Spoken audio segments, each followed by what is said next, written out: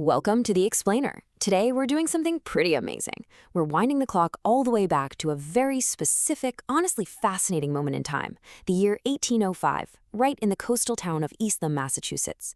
We're going to take a really close look at the daily life of Thomas and Ruth Dill. They managed this bustling, incredibly busy household that really formed the true backbone of the early American Republic. Now, to truly understand their world, you have to picture the harsh New England environment. Think about the biting wind whipping off the Atlantic Ocean, the relative isolation of the coastline, and the sheer, unfiltered grit it took just to carve out a living from the sandy earth. So let me ask you this. Could you actually survive a day in 1805? Seriously, just imagine it. Stepping right out of your comfortable modern life and straight into the noisy, demanding, physically exhausting reality of an early American coastal farm. Picture waking up to a freezing room with actual ice on your wash basin. There's no electricity, absolutely no modern conveniences, just raw human endurance and mandatory family cooperation against the elements. Could you handle it? Well, let's find out exactly what it took. All right, let's jump right into Section 1, a bustling 1805 household. 10. I really want you to think about that number for a second. 10 people living, breathing, and working under one modest central chimney Cape Cod roof. That number represents Thomas, who was around 50 years old and a Revolutionary War veteran, his second wife Ruth, and 8 of Thomas's children from his first marriage. And we're not talking about toddlers here. We're talking about 8 young people spanning in age from 10 all the way up to 21 years old.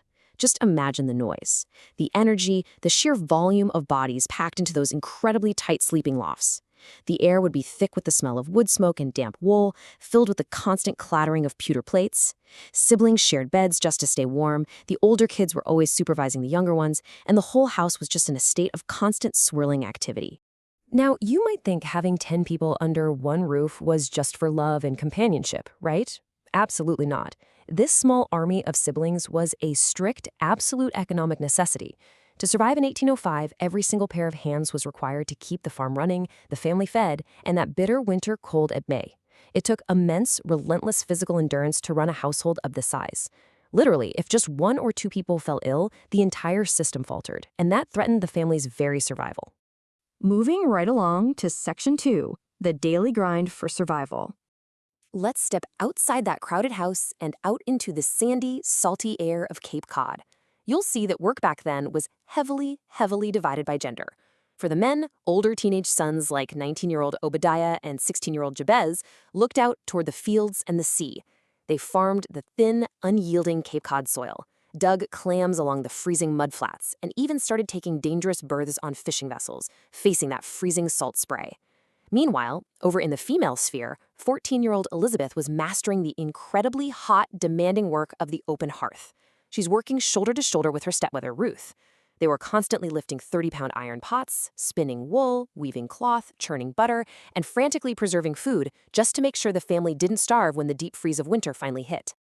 Now here's a fascinating and crucial industry on the Cape at the time, salt making. Without refrigeration, preserving meat and fish was quite literally a matter of life and death. So they relied on this tedious 3-step process. First, they gathered incredibly heavy buckets of icy seawater. Next, they poured that water into sprawling, shallow wooden vats.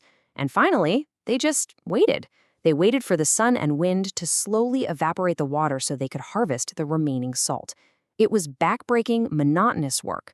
Boys as young as 10 or 11 were regularly sent out to stand in the coastal winds all day long just to tend these vats and harvest a few precious pounds of salt. And if you're wondering what the kids were up to, well, even the youngest children had practically zero downtime. Little 10-year-old Asa and 12-year-old Daniel were up long before the sun.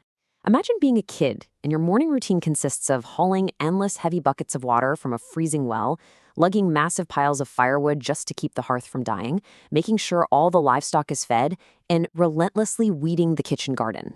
These were not chores you did for a weekly allowance. These were non-negotiable tasks required to keep the family functioning from the moment the sun came up until it went down. In fact, in the Dill household, there was a strict, unyielding rule they all lived by. Idleness was neither affordable nor culturally acceptable. Let the gravity of those words sink in for a moment. It's a stark, really fascinating contrast to how we view childhood today, isn't it? There was no lounging around on a Saturday, no time off just to be a kid. Idleness wasn't just frowned upon by the neighbors, it literally meant fewer calories on the table when January rolled around. Every single person pulled their weight, or the family simply wouldn't make it. Okay, let's expand our view a bit into town. Section 3, Education and Community Life. With all that back-breaking physical labor, you might be wondering, when did they actually learn anything? Well, education in 1805 was entirely dictated by the seasons. The school calendar literally bent around the harvest and the fishing seasons, never the other way around.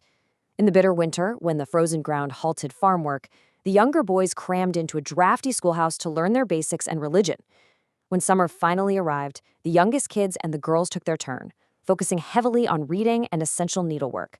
But for the older teens, their schooling was entirely practical.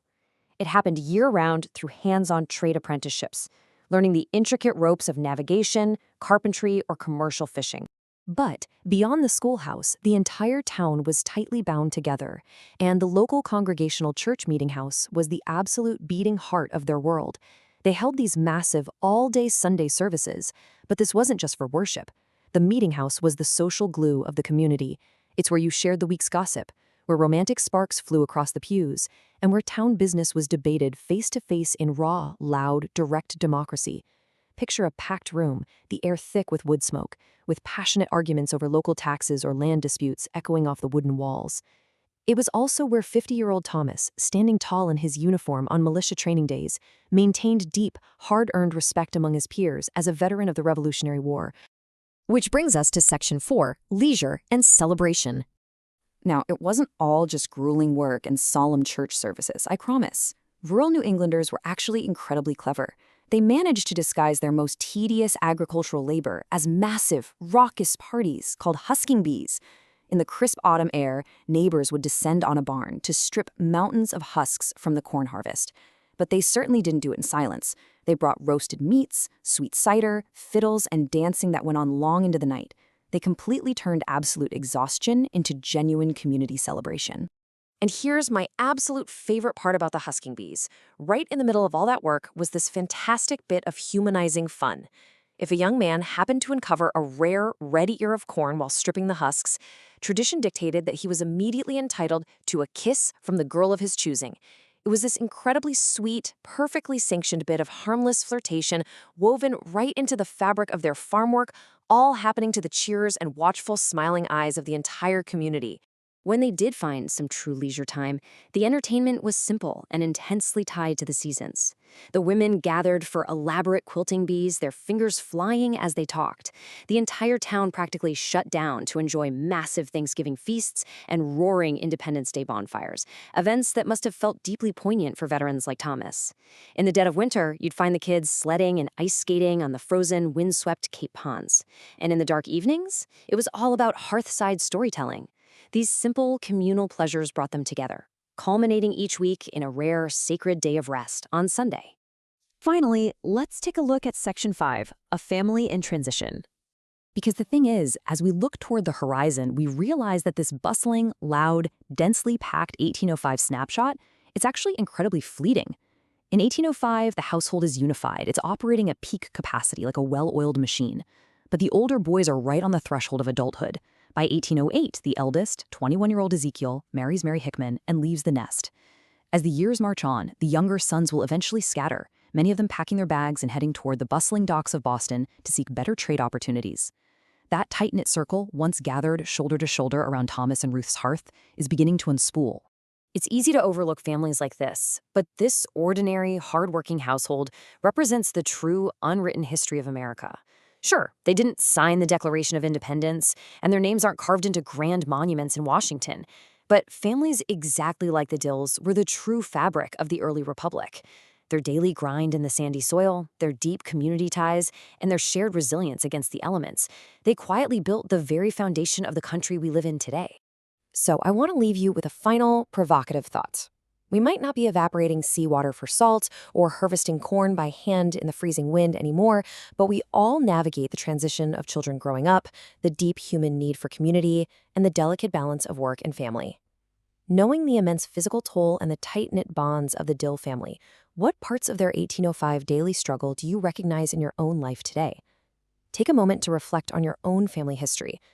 Thanks for joining me on this explainer, and keep exploring.